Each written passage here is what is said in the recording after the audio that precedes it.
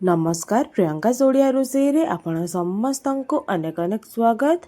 आज आमे खरा दिन स्पेशल कंचा आंब देकी डाली तैयारी करिबा। एही डाली को तैयारी करिबा पई खूब कम समय लगी थाए और खूब कम सामग्री रे एहा तैयारी मध्य होई जाई थाए। एहा खाइबा पई बहुत स्वादिष्ट लगी थाए। जदि आपण माननको एही रेसिपी भल लागिबो ताहेले वीडियो को लाइक टिए करि देबे। आगो को एपरी नुआ नुआ रेसिपी जानिबा पई मो चैनल को सब्सक्राइब मध्य करि देबे और पाखरे आसुथिबा बेल आइकन को मध्य प्रेस करिदेबे जहा द्वारा मोर सबु वीडियोर नोटिफिकेशन आपण माननकु मिली परिबो। तेबे चलंतु वीडियो आरंभ करिबा। एही रेसिपी को तैयारी करिबा पई प्रथमे गोटिए बाउल नै जाईची। एबे सेथिरे मु गोटिए गिना मसूर डाली नउची। एही रेसिपी तैयारी करिबा पई लाल मसूर डाली नेबे। आपण मसूर डाली बदल रे हरर डाली मध्य नै पारिबे। एबे एथिरे पानी देइकी मसूर डाली को 3 रु 4 थर भल भाबरे धोई नेबा।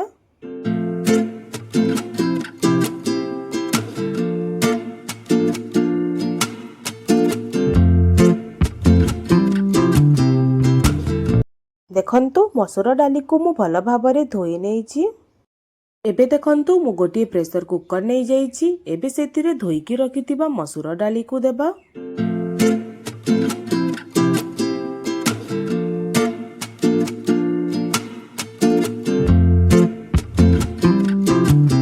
एबे इथिरे पानी देबा। जो गिनारे डाली को मापिकी नेबे सेही गिनारे मापिकी पानी नेबे। तो एठी गोटिए गिना डाली पई 3 गिना पानी नेबे। ता सहित इथिरे हाफ चम्मच लूण बा स्वाद अनुसार लूण देबा। एबे कुकर को भल भाबरे ढांकी नेबा।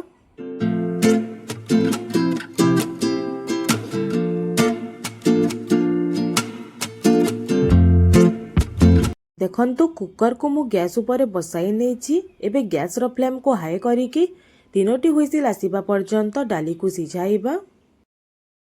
एबे देखंतु कुकर रे 3टी हुइसिल आसी सारिलाणी। एबे गैस रो फ्लेम को ऑफ करिकी संगे संगे कुकर रु गैस सब को बाहर करि नेबा। आपण चामच सहाय्य रे मध्य कुकर रु गैस को बाहर करि परिबे।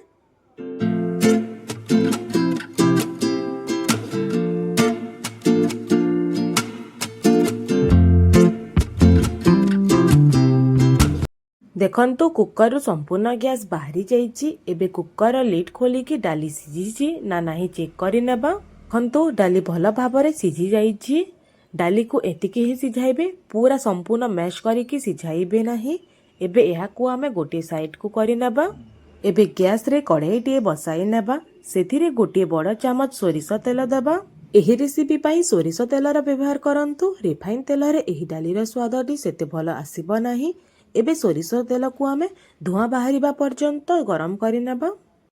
एबे देखंतु सोरिष तेल भल भाबरे गरम होईकी सेतिरु धुआं बाहरी गलाणी। एबे एथिरे आमे गोटे चामच सोरिष देबा। एबे सोरिष को भल भाबरे फुटिबा पई देबा।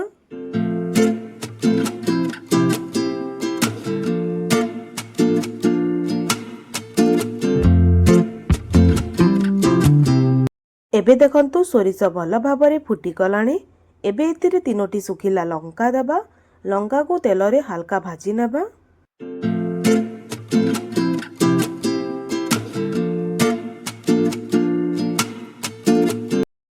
एबे एथिरे आंब देबा। एठी मो गोटे कंचा आंब को तार चोपा छड़ेकी ताको एमिति काटी नेइछि। गैस रो फ्लेम को लो रे करिकी आंब को किछि समय पई भाजिबा।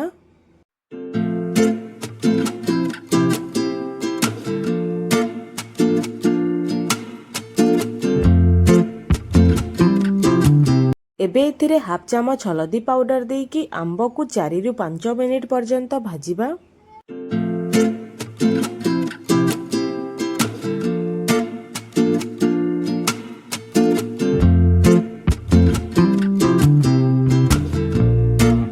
एबे आंब को हल्का दबेईकी मैश करि नेबा। सबु आंब को मैश करिबानी, 3-4 पीस आंब को एमिति मैश करि नेबा जहा द्वारा आंबर खट्टापणटी डाली रे आसीबो। एबे एथिरे सिझेकी रखिथिबा डाली को देबा।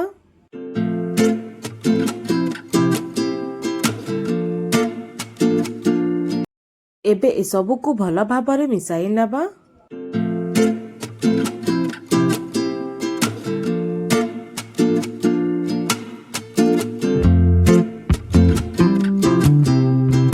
आपण माने देखि पारुथिबे डालीटी बहुत मोटा अछि तो एथिरे आमे गोटे छोट गिलास पानी ऐड करि नेबा।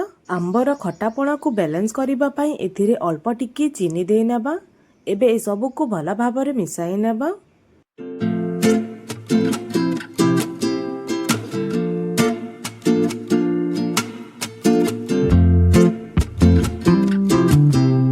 एबे डाली को बिना ढांकी के किछि समय पर्यंत फुटिबा पई देबा।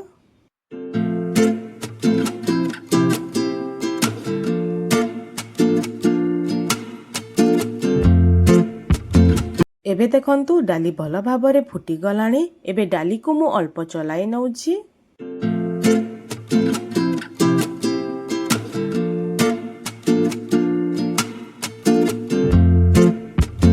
एबे देखंतु प्रस्तुत होई गला आंब डाली। एबे गैस रो फ्लेम को ऑफ करिकी डाली को आमे गोटे जगह को काढी नेबा। तेबे आजि पई एतिकी पुणी आसीबी आ गोटे नुआ रेसिपी नेकी। से पर्यंत रहुछि। नमस्कार।